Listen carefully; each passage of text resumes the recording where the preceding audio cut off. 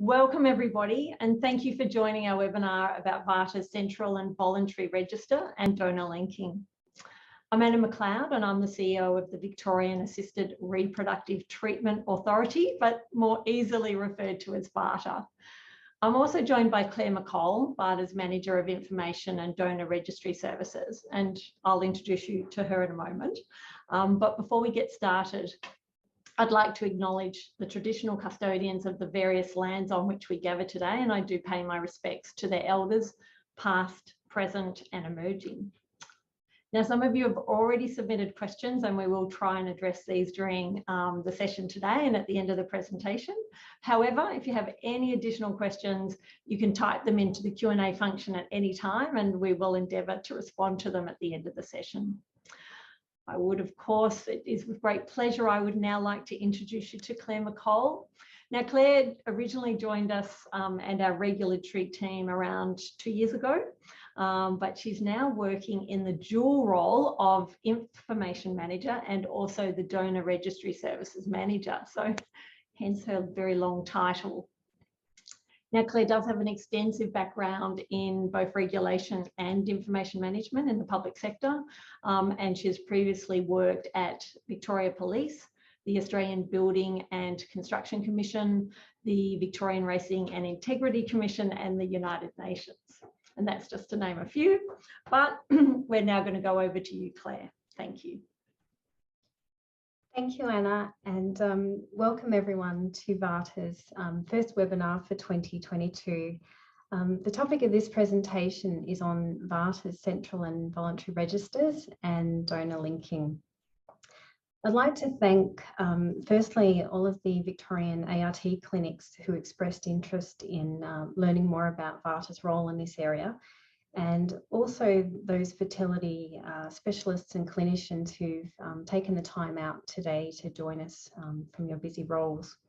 I'd also like to welcome those people who are joining us from other areas around Australia and overseas today, and I hope that you find the session beneficial. So today's presentation, we're going to cover a range of topics. So firstly, I'd just like to introduce you to our Information and Donor Registry Services team. We'll then start going into the Central and Voluntary Registers, and in particular have a look at what are they, what's the difference between the two registers. We'll cover some important legal and regulatory aspects, and then we'll have a talk about donor linking and what's involved in connecting people to their donor families, and what are some of VARTA's experiences and findings in this area. And we'll finish the presentation by discussing some key challenges and opportunities for the future. And we'll leave some time aside at the end for any questions that any of you may have.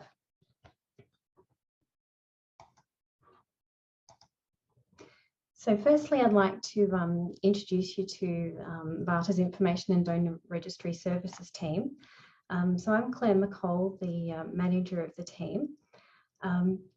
We have 2 information officers, Carrie and Kath, and they're assisted by Beck.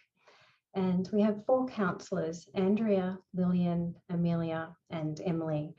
And Emily's currently on maternity leave, and Amelia's with us on secondment, covering Emily for the time being. So I'd like to discuss what we do in the Information and Donor Registry Services team. So some of the key things that we do is firstly receiving birth notifications of any children born from donor conception in Victoria. We enter these into the Central Register, which we'll talk about shortly, and we also report all donor conceived births from treatment in Victoria to the Victorian Register of Births, Deaths and Marriages. We also provide advice, education and support to people involved in donor conception, and this includes people who are perhaps considering using a donor or becoming a donor themselves, and also those who've been through donor treatment and now have donor conceived families.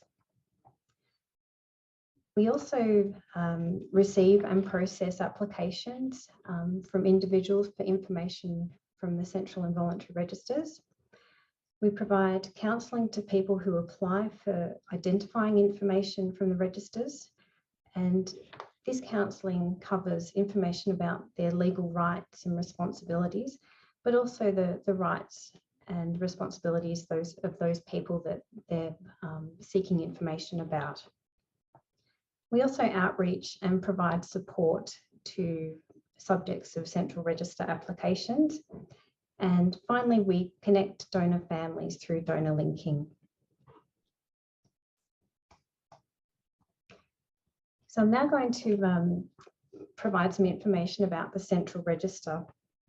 So the Central Register is the Victorian Government's database of all births of donor-conceived people and people involved in assisted reproductive treatment using sperm, egg, or an embryo donor in Victoria.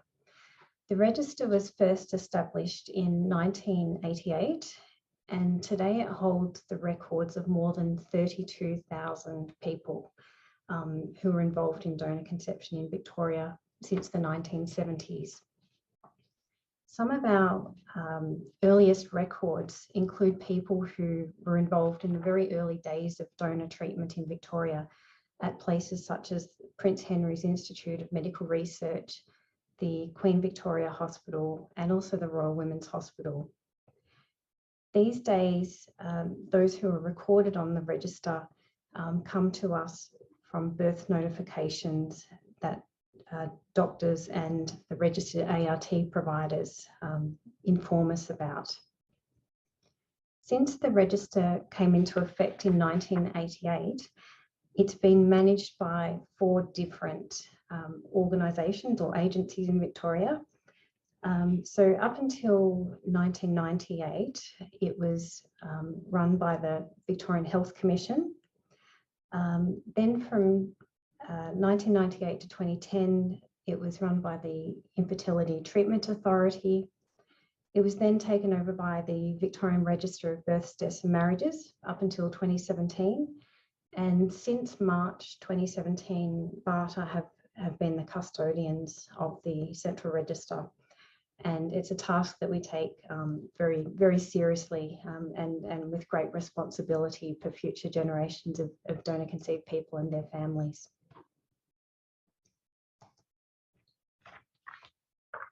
So one of the things that hopefully will become apparent throughout this presentation is that there are some key differences between the Central Register and the Voluntary Register. And the first key difference, I guess, is who is able to be recorded in the registers. The other differences involve what information is recorded about people and also what can be disclosed from each of the registers. So with the Central Register, there are 3 different, I guess, parties who are recorded. Firstly, the donor-conceived child or children, the woman who received treatment and their partner, if they have a partner, and also details about the egg, sperm and or embryo donor.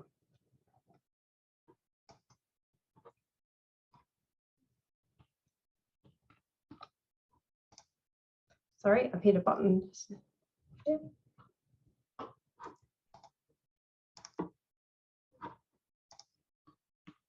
There we go. So we also record information about the relationships between people who are recorded in the register, and this is really crucial information for us to keep track of the genetic relationships between the family members, and then also who is part of just a standard part of the general standard family. So one of the important things is how do people get recorded on the register. So the most important thing is that the donor treatment must have occurred in Victoria. If a patient had treatment in Victoria and then subsequently moved interstate or overseas, and the birth occurred interstate or overseas, that information still needs to be reported back to VARTA so that we can record it in the central register. However, if a patient received treatment interstate or overseas, and then the actual birth occurred in Victoria, they're not eligible to be recorded on the central register. Similarly, if gametes or embryos are transferred interstate or overseas and treatment occurred there, they're also not eligible to be recorded on the central register. Once a child is born from donor conception, clinics notify VARTA so that we can then upload their details on the register. At this time, we also inform the Victorian Register of Births, Deaths and Marriages that the birth has occurred. VARTA then sends letters to the parents notifying them that themselves and the child has now been added to the register. And at the time, we provide them with some information about VARTA services and some information about their rights and responsibilities. And we also let them know that they can apply to the Central and Voluntary Registers. In the past, we've also sent letters to donors each time they've had a new donor offspring. However, we've encountered some issues with this, particularly due to some sensitivities when the donor's partner finds that they've had a child. So for the past 6 months or so, we've stopped sending letters to donors each time they have a new donor offspring. And we now ask that the donors check with their clinics to let them know if they've had another child born. Alternatively, they can also apply to the Central Register for this information.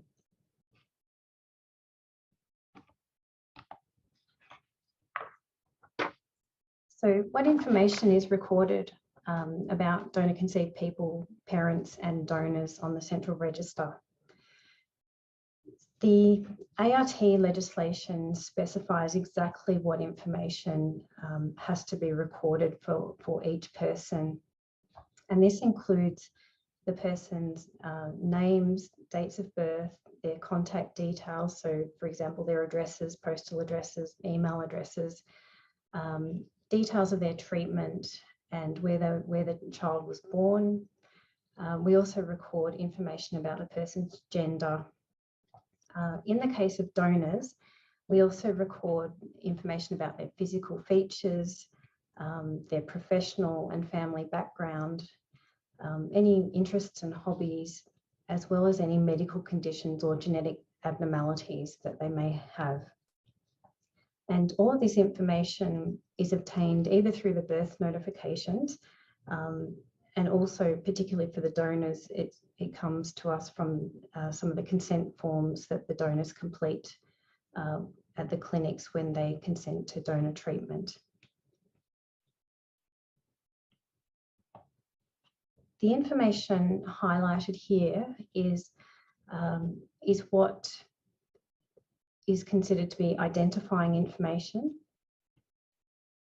and the information at the bottom is considered non-identifying information.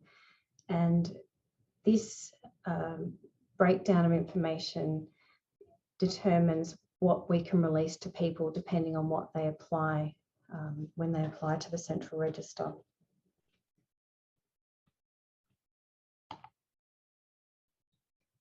So next we'll have a look at who can apply for information from the Central Register.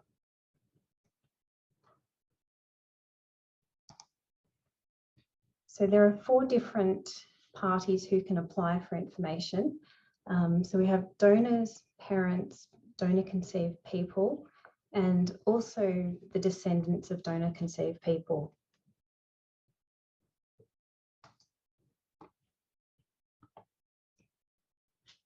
Donors are able to apply for information just about their own donor conceived offspring, whereas parents, donor conceived people and descendants of donor conceived people can all apply for information about the donor or the donors.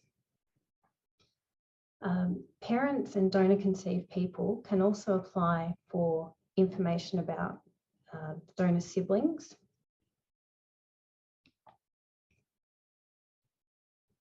Now, interestingly, all of the information, with the exception of information about donor siblings, people can apply for either identifying or non-identifying information. And this has, I guess, some serious ramifications for people who apply to the registers. You'll see that in some cases, the information is fairly one-directional. So what this means is that donor-conceived people, while they can find out how many donor siblings they may have and maybe their gender and year of birth, they can't find out from the central register the names and identities of their donor siblings. And in the same way, the parents can't find out that information as well. In addition, parents aren't able to find out the identity of other parents who've used the same donor through the central register. So that's also an important thing to be aware of.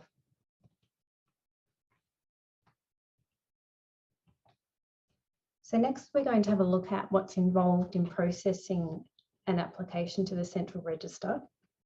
And this slide provides a general overview of the steps that our information officers and counsellors go through when we receive an application. So we'll firstly take receipt of the application from the person. If they're applying for identifying information, we have to offer the person a mandatory counselling session where they receive information and support about what they're applying for. So there's a number of important legal requirements that they need to be informed about, which we cover during this session. And we also, during this mandatory counselling session, cover points such as what are the implications of proceeding with the application, and cover some different outcomes that might occur. We then get the person to prepare what we call a statement of reasons, which is usually a 1 or 2 page letter or a document where they outline what their motivations are for applying to the central register and what information they would like to convey to the applicant so that they can then consider whether to release their identifying information or not. Once the applicant's completed the statement of reasons, VARTA then sets about searching for the subject of the application. Sometimes this can actually be quite a time-consuming process, particularly where we may not have had contact with the person before, or we're relying on treatment records that might have been from the 1970s or 80s. And as you would imagine, people move house a number of times, might move interstate or overseas. We even have now some donors that people are searching for, so we have to contact overseas locations, trying to locate donors, and there's language barriers and a whole range of things. So we go to a lot of trouble to search, and we use publicly available sources to find people, and also to verify that they are the correct person. When we locate somebody, our counsellors then outreach to that person.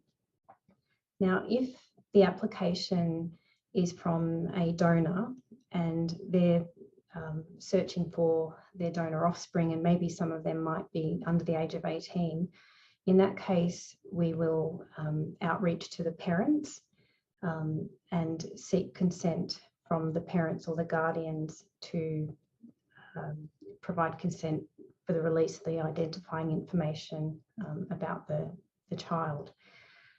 If the child is over 18, then legally we're required to outreach directly to the child And as you would imagine, this can be quite complicated, particularly if the child hasn't been informed that they'll donor conceived. And I'll touch on this a bit later on during the presentation. We have, in some cases, we have only 4 months from the date of the application to actually locate and notify a person that an application has been made about them. In other cases, there's no time limit for how long this may take. Once a subject responds to VARTA, depending on who they are, we may give them, we can give them a couple of different options so they can decide whether or not to release their identifying information. In the case of donors, they don't have an option. It's mandatory that we have to release the identifying information if the applicant is a donor conceived person or a descendant of a donor conceived person. Whereas if it's a parent applying, the donor does have the option of not releasing their identifying information. So that's something to be aware of. Once the decision's been made about whether or not to release information, we also provide people the option of either lodging a contact preference or to participate in donor linking.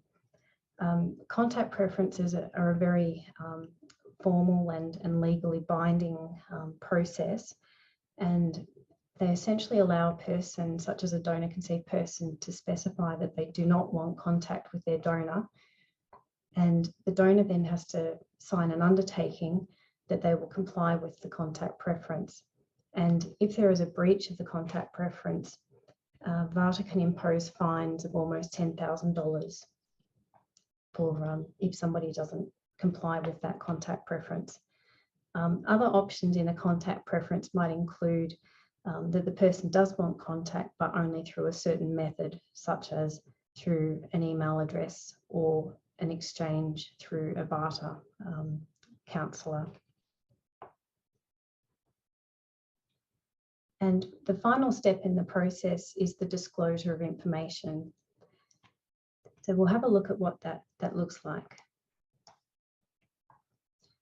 So this is an example. It's been de-identified, and yeah, it doesn't reflect a genuine case. However, this is an example of what the disclosure of non-identifying information might look like from the central register. So in this case, this is about a donor. So you can see that we disclose all of the information that is non-identifying about the donor. Occasionally, we have to be a little bit careful if the person has an occupation that would narrow them down and be someone that was very easy to find through that occupation. So we do have a little bit of flexibility about what we disclose, but we do have to be careful.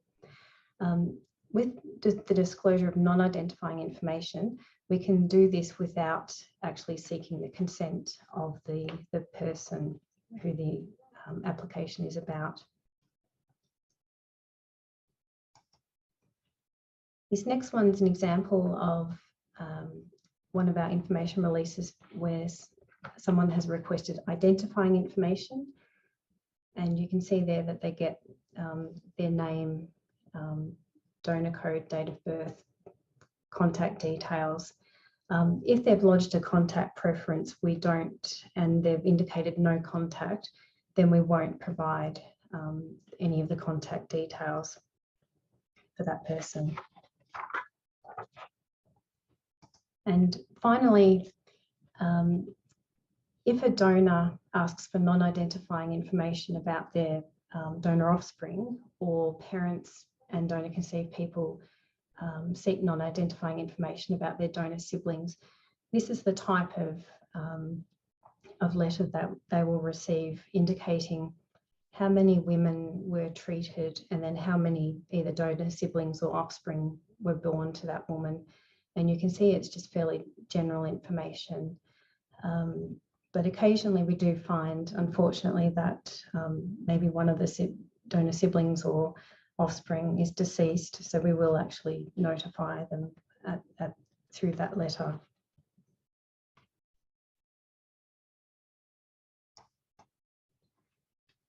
So we'll move on now to the voluntary register.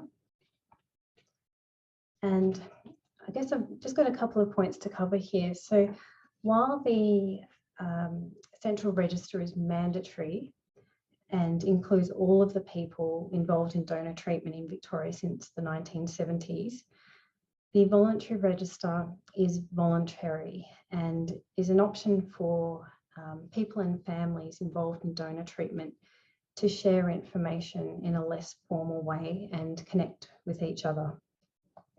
So while the Central Register has just over 32,000 records, the voluntary register is quite small in comparison. And at the moment, it just holds over 1,000 names.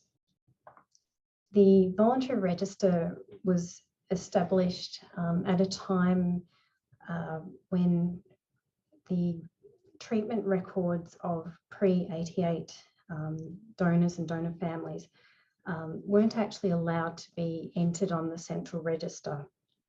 And so for those people, it was the only way that they could actually register their interest to connect with other people that they may have maybe family members with. Later on in 2014 and 16, there were some changes to the legislation, and that meant that those people who had treatment prior to 1988 were actually now allowed to be recorded on the Central Register. So in a way that reduced the importance of the voluntary register, and I think that's why it has stayed a reasonably small size. However, as I mentioned earlier, the voluntary register is actually the only way that donor conceived people, if they register, can actually learn the identity of their donor siblings. And it's also the only way for parents of donor conceived people to meet other parents who use the same donor. The voluntary register also allows people to share information about themselves on a much broader range of topics.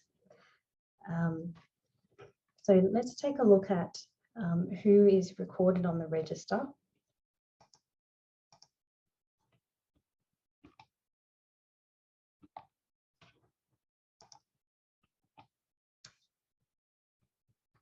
Okay, so you'll see that it's the same parties who were able to be recorded on the Central Register. However, in addition, we have the descendants of donor conceived people and also relatives of any person who's involved in donor treatment, which is quite interesting. To date, we've only had about 4 or 5 applications from relatives of people involved in donor treatment apply to the register. So in terms of what's recorded on the voluntary register, the only mandatory information is the person's name and contact details. We also record the donor ID, which you'll see in a moment helps us to connect people. But essentially, anyone is able to lodge on the voluntary register any information about themselves that they would like to share with others. So it could be they might want to lodge some letters, photographs, maybe a family tree. They can provide information about what their interests and hobbies are. And also it's a great way of sharing details about somebody if they've got a medical condition, particularly for donor conceived people that want to share that with other siblings. On the register, we also record information about what a person's wishes are in terms of who they want to connect with and exactly what information they would like to share.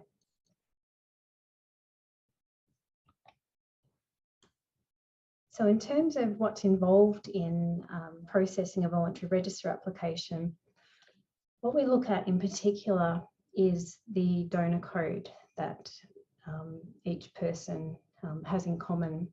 So in this particular example, we have a sperm donor with a donor code of A1, and they have four donor families.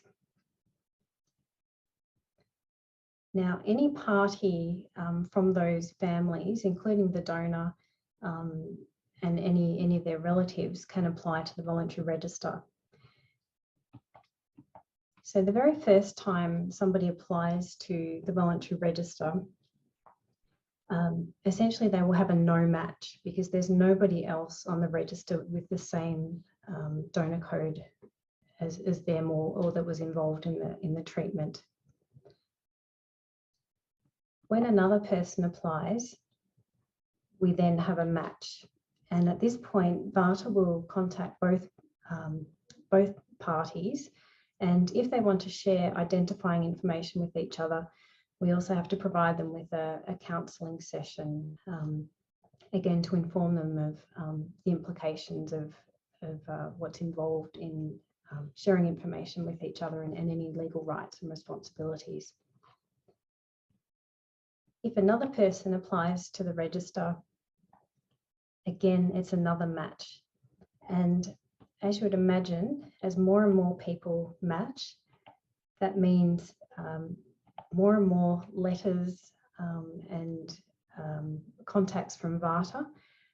So in this example, we have 6 people who all share the same donor code, who've applied to the voluntary register, and that entails 15 different relationships that VARTA has to manage. Sometimes certain parties don't want to connect with each other. Other times, people are very keen to connect with all parties.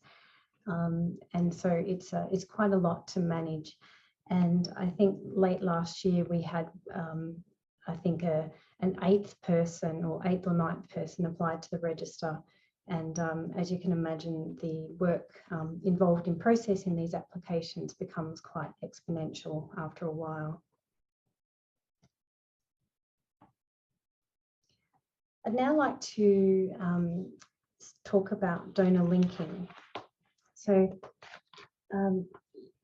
you'd probably imagine that a lot of the work that VARTA does in processing the Central Register and Voluntary Register applications is actually all donor linking, which is certainly true to an extent. However, in strictly legal terms, donor linking involves making connections between people through either the exchange of information or correspondence. So donor linking is available to, again, all of those same people who could make a voluntary register application. They can also, you can do donor linking whether you've put in a central register application or a voluntary register application. And VARTA does donor linking in 2 different ways. We either exchange information, so we have a facilitated mailbox where we'll exchange up to 5 items with people, but we'll only do this for the first 6 months because, as you would imagine, with that many relationships for us to manage, we can only do this for a limited period of time. After that time, we encourage people to set up maybe a Gmail account or some sort of a non-identifying email address if they wish to continue corresponding but don't want their identities to be known by the other party. VARTA also arranges contact between the people, so we can assist them to exchange email addresses and phone numbers, and we can even set up a facilitated meeting between the parties as well. So just as a recap between the difference between the central and voluntary registers, so one of the really key things to keep note of is that the central register only stores information about donor-conceived people, parents and donors, whereas the voluntary register also stores information about descendants of donor-conceived people and relatives of any of those different groups of people. The other key difference is what information is available on the central register compared to the voluntary register. And I think by now you'll see that the central register is very tightly prescribed by the legislation about who can request information about who, and then exactly what information can be provided from the registers. Whereas with the voluntary register, it's much more flexible, and a whole range of different people can share information with each other. They can connect and choose what they share with each other.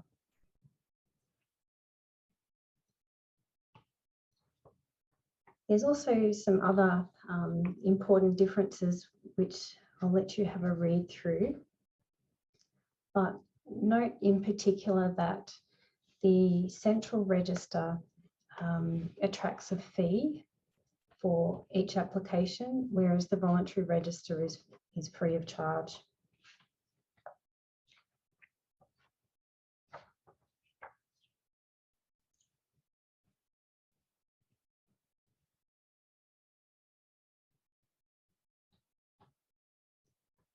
So I'd now like to move on to some of the findings that we're making with the registers. So since VARTA started managing the registers in 2017, the number of applications stayed reasonably stable at around 180 a year across the two registers. However, in 2021, we've seen a 50% increase in applications to the voluntary register, and at the same time, around a 13% decrease in applications to the central register. And the most interesting change over this time is who's applying to the registers. So over time, we've seen a steady decrease in applications to the central register from both donors and donor-conceived people. At the same time,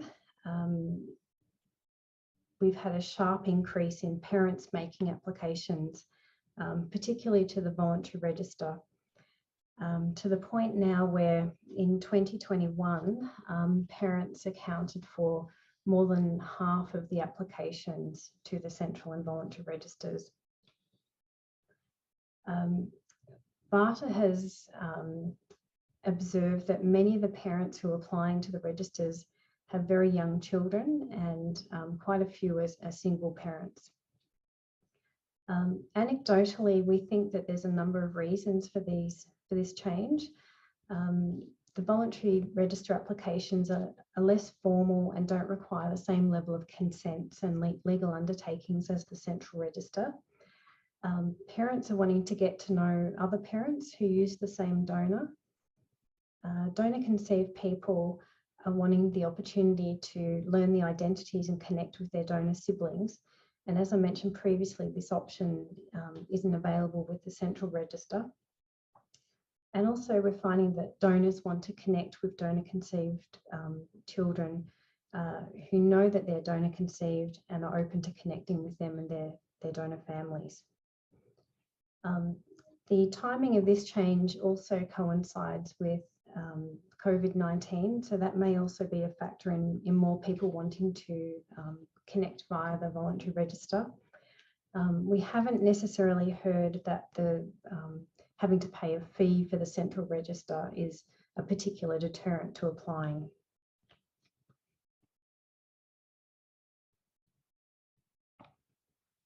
So I'd now like to go over some of the challenges and opportunities that we're seeing at VARTA. So firstly, a large part of VARTA's, the work of VARTA's counsellors is to educate people about what to expect when they make an application to the registers and managing their expectations. So for many people, being introduced to their donor or donor families is an extremely rewarding experience and can answer a lot of questions and fill a major gap in their identity. However, for others, it can be very traumatic and a life-changing experience. And it can place a high toll on those individuals and their family members and those that are close to them. The most difficult work that the VARTA counsellors do is outreaching to donor-conceived people who were born prior to 1998. In our experience, 90% of this cohort have not been told that they were donor-conceived. Many of these people are now in their mid to late 30s and 40s, and when VARTA outreaches to them, it's extremely difficult for them to learn for the first time that they were donor-conceived. It also affects their parents who feel that their secret has now been told.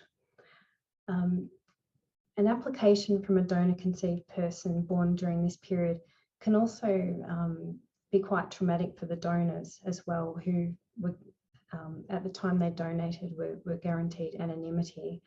And it's particularly traumatic for them if they've not told their partners that they were donors, and if they've got biological children of their own and they haven't told them that they donated.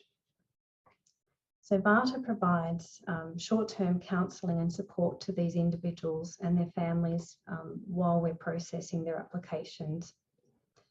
However, we're not able to provide long-term therapeutic support to these family members. So this is why we're seeking to grow our network of external referral services so that we can provide individuals and families with an avenue so that they can get the long-term emotional and psychological support that they may need. Sometimes once parties connect through donor linking, the relationships don't always turn out as they expected. Sometimes the donors or one of the parties don't want to have contact, and this can be quite disappointing for the other party. Very occasionally, the relationship goes too well, with recipients entering into a relationship with the donor. This can cause some complex issues if the relationship ends, and is one of the reasons why our counsellors encourage our clients to set boundaries. With the increase in parents applying to the registers, especially new mothers, we're finding that some are disappointed when their donor doesn't want to release their identity or have contact with them after the child is born. We've had several reports from parents who've indicated that on the clinic donor profile that the donor would be open to contact, but when it's actually come down to it and they've applied to the register, they've discovered that the donor isn't interested. And VARTA is now having to manage the fallout from this apparent rejection, and encourages clinics to really question donors during their initial counselling sessions about their openness to contact. And if they have any doubt, perhaps don't list it on the donor's profile that they're open to contact. Donors are also often quite surprised by how early parents want to know their identity and have contact with them. And many expected not to have contact until the child turned 18. And interestingly, we're now finding that parents are applying to the register when the children are really quite young, either as babies or toddlers. And we've even had a couple of applications recently from mothers who are pregnant, and therefore it's a bit too soon to be eligible to apply to the register. We certainly don't want to suppress the enthusiasm of these new parents who are applying to the registers, and we actually see it as a success of the legislation and a sign that it's no longer a taboo to talk openly about donor conception and to want to connect. And we hope that the experience of people involved in donor conception in Victoria today will be a much more positive experience than for those who were involved in donor conception before the legislation and when they weren't told. VARTA places really large importance on telling children and early that they were donor conceived. And for those who are interested, I encourage you to watch our Time to Tell webinar, which is available on our website. I'll now move on to DNA testing. DNA testing is something that's really interesting for VARTA, and we're finding that more and more people are learning that they were donor conceived as a result of having an external DNA test. Something as innocent as giving someone, say a family member, a DNA test for Christmas can actually turn out to be life-changing, as we discovered when a lady approached us last year. She was in her 60s and had just learnt that she was donor conceived.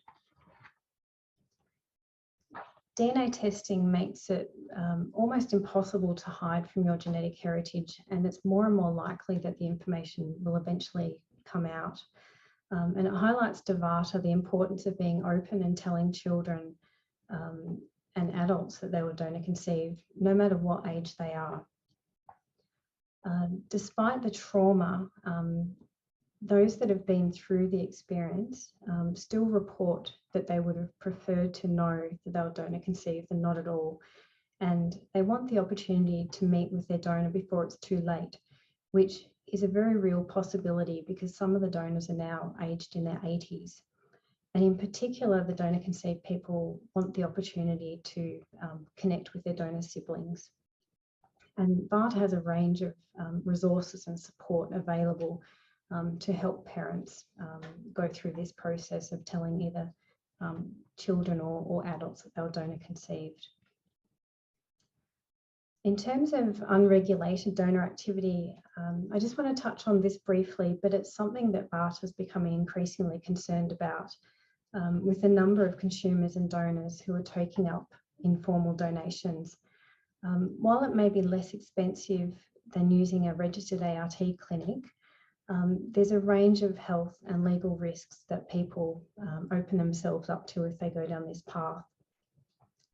When someone chooses artificial insemination using a donor outside a clinic, the children aren't eligible to be recorded on the Central Register, which for those children, it means that they'll never know that they were their siblings, and they may never know the identity of their donor.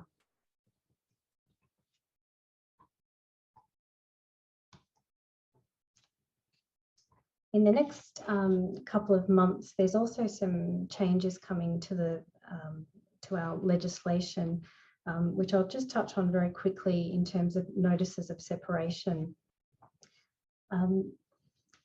When partners or parents separate during treatment, whether they may have gametes and embryos in storage or they're actually going through treatment, those parents are now going to be required to provide the clinics with a notice of separation. And that will essentially mean that the parties will have to reconsent to that treatment. And if they decide to continue with the treatment once they've separated, it means that the partner who's actually providing the gametes will need to be effectively regarded as a donor. And this will mean that the clinic will have to do all the reporting and comply with the birth notification and registering that child on the Central Register, which will be quite a change.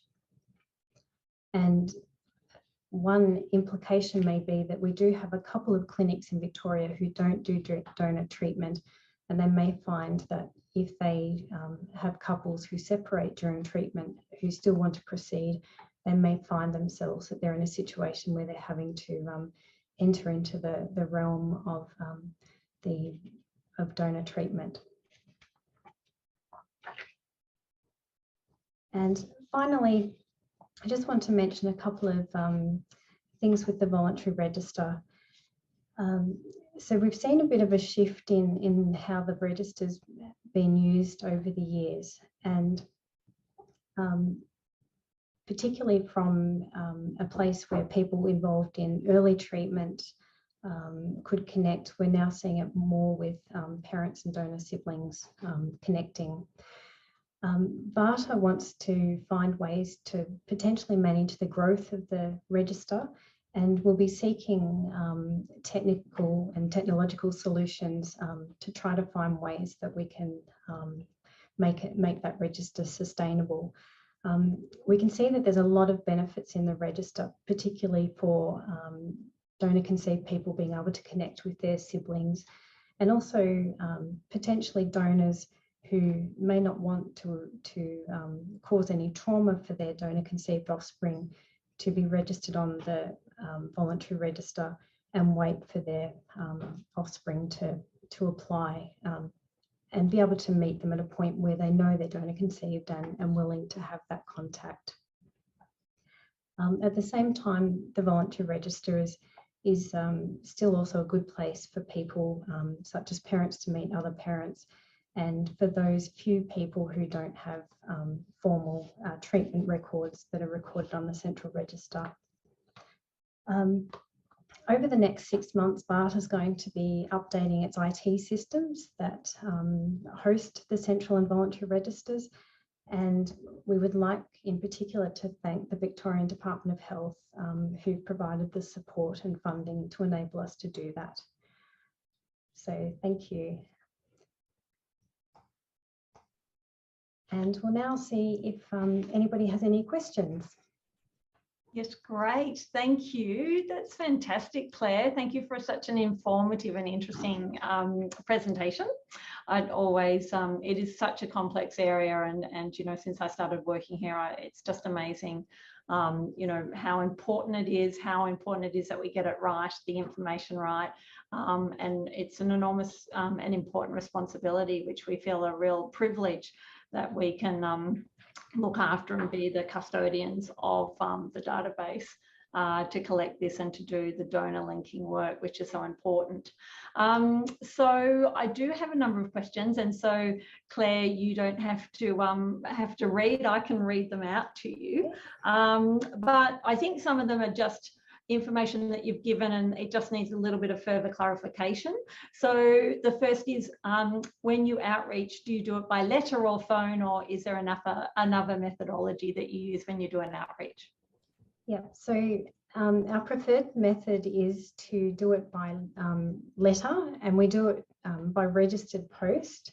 And that's just to ensure that the person who we correspond with, we want to make sure that it's them who opens that letter and not somebody else. Our initial letters are fairly generic, so we don't in those letters say you were donor conceived or give anything away. It's a generic letter that encourages people to contact VARTA because we have some important information that we'd like to discuss with them. If we can't get a current address for somebody, then we may have to seek other options. Our least preferred method would be to use Facebook or some form of social media to contact people, but we have on occasion had to do this where necessary. Thanks, Claire. The next question, actually, I can answer. It's just a request and a clarification about whether VARTA will be moving to utilise more non-gendering language, and I can assure you that we are attempting over time, as we update information on our website and through fact sheets, etc. We are trying to convert our language and be respectful of meeting the needs of all people. The next question is about donor siblings who are under 18, and can they have access to each other? Yep, so they can apply to the voluntary register. There's no limit on what age a person can be with the voluntary register. Whereas with the central register, you can apply as a child, but you have to be considered to be sufficiently mature to apply. Whereas with the voluntary register, you can apply no matter what age you are. Fantastic. It's sort of like a Gillick's competency test in when we doctors and nurses give care to people under 18. Now, this question, again, it might be a clarification for you to clarify, Claire. It's about, are donors aware that their identifying information could be shared amongst families on the voluntary register without their knowledge, even with children much younger than 18? Yeah, it is a challenge with controlling what information is shared on the voluntary register. So really, once we introduce parties with another party, the information that they share is not something that we can control from that point onwards. So I guess the key thing is, yeah, people being informed about what information is available and what's out there and what can be discovered. Right. The next one is about what are the counselling, what's mandatory in terms of counselling, because not all counselling is mandatory. So what's mandatory counselling and who pays for that? Yep, so the counselling is provided by VARTA, and it's free of charge. It doesn't cost anything for the applicant, but we cover a range of points during those counselling sessions. There's a number of what we call prescribed matters, legal rights and responsibilities that we need to inform the applicant about and make sure that they're aware of those. Things such as contact preferences, undertakings, and the different implications of those things. And we also cover, what people might expect, the different scenarios that may come out of their application, and prepare people for the possibility that maybe a person that they're applying for information about might even have been deceased. We may not be able to locate them, and they may not want contact. So we prepare them for all different range of possibilities. But it's provided free of charge by VARTA. Right.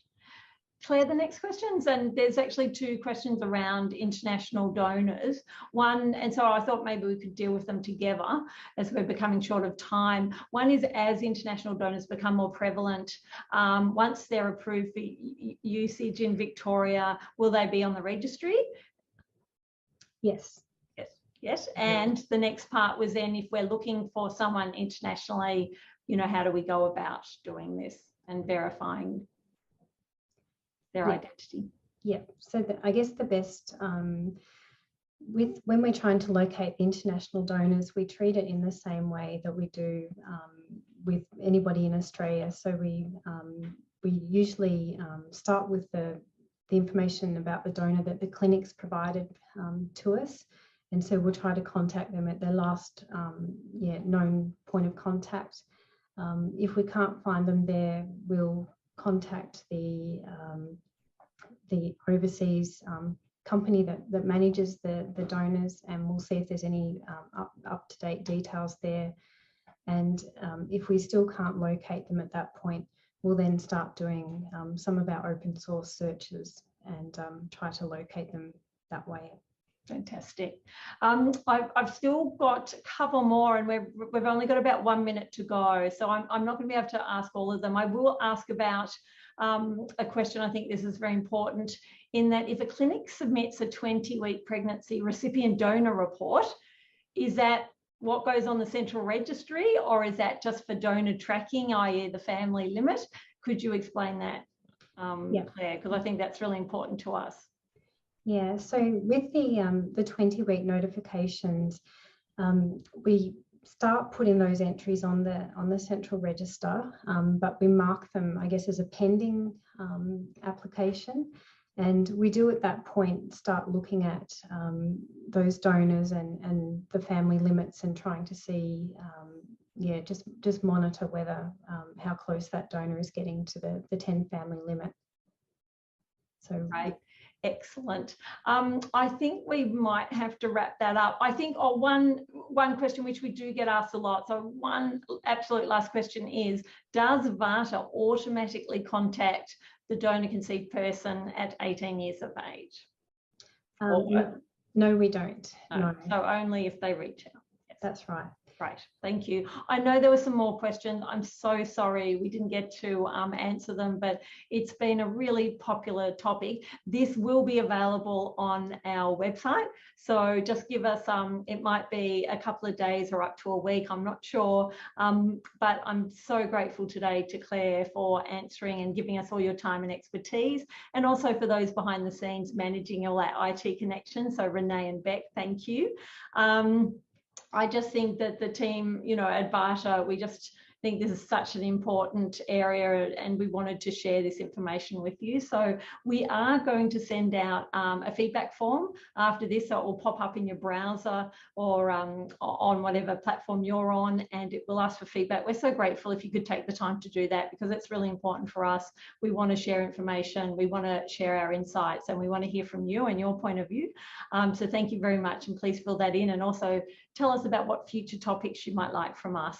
That helps us be responsive to the industry needs, and it helps improve everybody's insight. So thank you. That brings us to the end, and thank you for joining us, and enjoy the rest of your day.